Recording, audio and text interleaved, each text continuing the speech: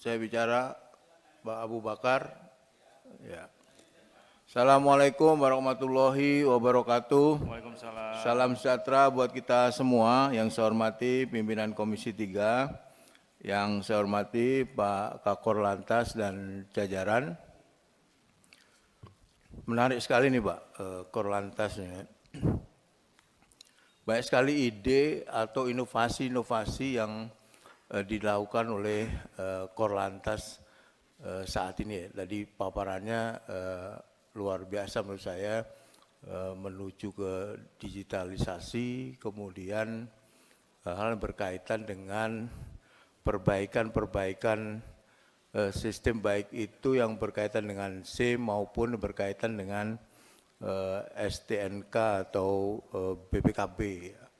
Tapi tidak satu pun Pak Firman menyampaikan bagaimana langkah Kakor Lantas untuk memperbaiki hal-hal yang menyimpang yang dilakukan oleh oknum polisi, Pak. Tadi di belakang ini tadi ada Pak Firman menyampaikan mengenai, saya ambil contoh soal PNBP misalnya. Jadi penyimpangan-penyimpangan yang terjadi seolah-olah karena PNBP dijadikan SIM dan juga BPKB dijadikan target untuk PNBP. Tapi di sini tidak dijelaskan satupun yang menggambarkan bahwa ada juga oknum polisi yang menyalahgunakan kewenangannya itu, Pak, di dalam konteks ini. Jadi tadi ada penjualan SIM, tanda petik. Jadi penjualan SIM itu ada juga, Pak, yang menggunakan SIM itu sebagai bukan PNBP tapi PAP, penghasilan asli polisi gitu. Jadi ini juga harus ada, Pak. Bagus sekali Pak Firman. Saya jarang memuji, Pak, di dalam rapat ini. Ini apa, gebrakan-gebrakan Pak Kakor Lantas ini luar biasa menurut saya, banyak sekali. Tapi jangan lupa, Pak, yang di belakang teknologi, yang di belakang sistem itu adalah manusia, Pak. Pak Firman, saya mau ngasih contoh, Pak. Ini kejadian yang menimpa pada diri saya sendiri, Pak. Waktu saya di istana itu, saya dikasih nomor RFS tadi. Ya, itu dalam satu perjalanan di Sudirman, kebetulan sekali macet di depan saya itu, ini driver yang menyampaikan, nomor polisinya sama Pak Firman, tapi mobilnya lebih mewah. Coba bayangkan Pak Firman, ini saya kan bekerja di istana ya waktu itu, tentu ada nomor polisi yang harusnya tidak diduplikasi lah, kira-kira begitu. Ini kejadian serius, Pak, benar terjadi Pak Firman. Waktu itu Kakornya bukan Bapak.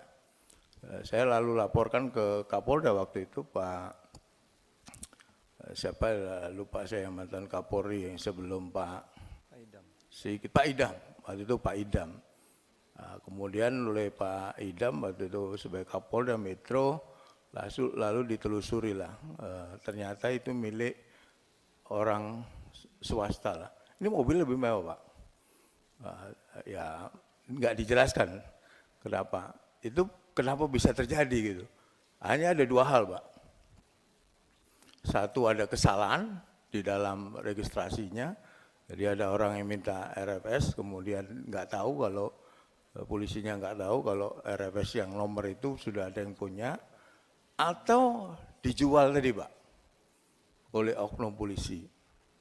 Sehingga tidak lagi apa yang ditujukan menjadi PNBP, tapi menjadi PAP tadi, pendapatan asli pribadi-pribadi polisi.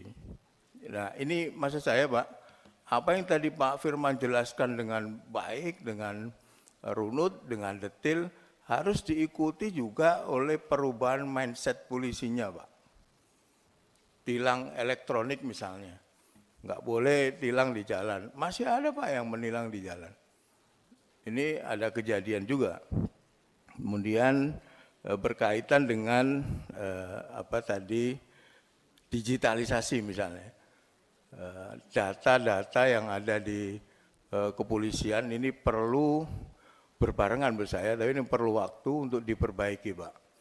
Saya menjual mobil tahun 2011 waktu itu, kemudian tiba-tiba di tahun 2020 ada panggilan tilang elektronik itu Pak. Artinya apa? Padahal saya waktu itu menjual mobil selalu saya minta langsung diganti nama. Katanya udah dicabut diganti nama. Itu terjadi Pak Firman. Ini saya hanya bisa cerita yang terjadi yang pernah saya alami. Karena itu Pak, itu tadi perubahan mindset dari petugas atau kepolisian itu sangat mendukung apakah Pak Firman berhasil ataukah tidak dengan inovasi-inovasi atau hal-hal yang tadi disampaikan oleh Pak Firman ya. Digitalisasi itu luar biasa Pak, sangat membantu masyarakat apa yang tadi disampaikan oleh Pak Firman itu. Jadi semua mengurangi titik temu lah Pak antara pemohon dengan yang itu mengurangi juga adanya pungli-pungli. Yang kedua, perlu juga Pak kepatuhan terhadap lalu lintas itu juga perlu ada pendidikan dan pencegahan. Tadi bagus sekali itu polisi anak kecil Pak ya. Itu dulu rame Pak. Artinya menurut saya itu bagus sekali itu sejak anak TK itu dididik untuk mengerti lalu lintas kira-kira gitulah sederhananya. Tapi sekarang jarang saya lihat Pak.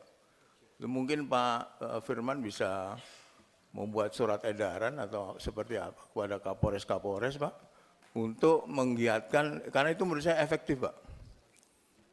Untuk mendidik sejak dini ya anak-anak itu bisa paham tidak hanya tugas polisi tapi paham tentang bagaimana berlalu lintas. Sekaligus juga mereka sejak dini sudah ditanamkan dalam pikiran mereka jangan takut dengan polisi. Orang kan kadang-kadang kita takut berurusan dengan polisi, dan dengan sejak dini itu ada kampanye yang polisi kecil itu saya kira cukup baik Pak. Kemudian yang terakhir yang berkaitan sama SIM nih Pak. Jadi ada yang putaran 8 katanya mau dihilangkan. Sebenarnya menurut saya bukan soal sulit tidak sulitnya soal Pak. Jadi ada yang nggak ikut tes juga lolos juga ada Pak yang punya SIM gitu. Maksudnya itu juga diperbaiki gitu loh Pak. Ini apalagi Pak Firman tadi menyampaikan bahwa menjadi polisi lalu lintas itu perlu pendidikan khusus ya, karena nanti terkait dengan insentif. Saya menyarankan ini kerjasama dengan ini Pak, yang latihan setir mobil itu biasanya kan ada kerjasama. Tadi Pak Firman sempat menyinggung. Itu dulu ada sertifikat ya kalau nggak salah itu pelatihan mengemudi sebagai syarat untuk dapat SIM itu. Itu mungkin bisa ditingkatkan juga untuk mencegah terjadinya orang yang nggak bisa mengendarai dapat SIM. Jadi sebelumnya udah dilatih dan kemudian dikeluarkanlah. Saya nggak tahu ini jalan atau tidak ini sertifikat yang dimaksud itu. Tentu setelah kursus itu Pak ya jangan dipersulit lagi di permohonan SIM-nya. Jadi kira-kira itu Pak yang saya sampaikan. Sekali lagi saya mendukung apa yang tadi disampaikan oleh Pak Firman ya. Itu akan bagus sekali Pak kalau itu dilaksanakan tadi itu. Banyak sekali hal-hal yang perubahan-perubahan yang tidak hanya mengurangi pungli, tetapi juga bisa memudahkan masyarakat dalam kaitan dengan tentu konteksnya adalah tentang berkendara atau berlalu lintas. Tapi pesan saya itu tadi Pak, harus ada juga effort atau upaya-upaya untuk mengubah mindset polisinya itu Pak. Karena di akhir ini saya lihat tidak ada.